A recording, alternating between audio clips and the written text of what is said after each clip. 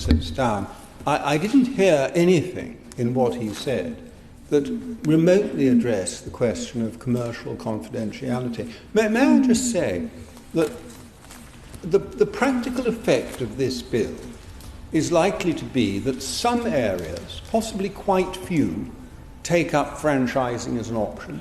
Others continue with enhanced bus partnerships. One or two may even, I doubt, not very many will, set up a municipal bus company. But the fact is, a great part of the bus services provided in this country are going to continue to be provided by private companies, very often on a commercial basis. The government's whole strategy depends on a healthy, prosperous, well-functioning private sector being able to continue. And to treat them in this way as almost their commercial considerations as an afterthought bodes very ill for the way that the government is approaching this topic. I think mine is missing the point slightly, because when you talk about who's running the buses, and the more people that see the way the B-line buses are running in Greater Manchester will see the unlocking of all the questions you're asking. How do we get to rural routes? How do we get to distances to schools? Where do we go where the privatised bus companies will not go because the profit's not there? And where do you find the money then to fill that gap to make those routes work? You bring the bus control under your own control, and the profit that goes then to the big companies is reinvested, and that then funds the rural routes to the hospitals, to the schools, to the disadvantaged.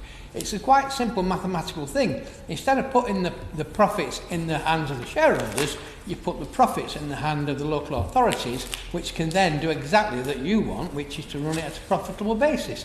And so it's a myth that if you think, as people watch what's happening in Greater Manchester and will happen in Yorkshire and other areas, it'll be a transport authority with very little vision that decides it's easier to go its own way than it is to do what is clearly delivering a better service, more punctual service, better public satisfaction and cheaper fares. That's the benefits of going down the road which in Manchester we have done, and which hopefully this bill will enable other transport authorities to partake in. Well said. Just take your indulgence for a moment to respond to that magnificent expostulation of a sort of classic Marxian view of the world. That if one, how the noble Lord has found himself on the Liberal Democrat benches, it's very hard to say. But I mean, you just have to eliminate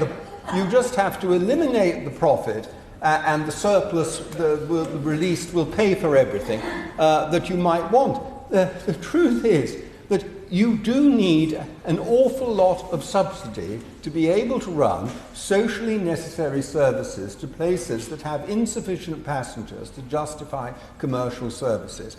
And those subsidies are necessary whether you release the modest profits bus companies make or not. Most of the country will rely on private bus operators. Manchester is a special case because of the density of the population. They will rely on private bus services. Those companies need to flourish. The government is not remotely thinking about their interests. They're an afterthought. And I think it bodes very ill for the future of bus services in this country, that the government is so inconsiderate of them.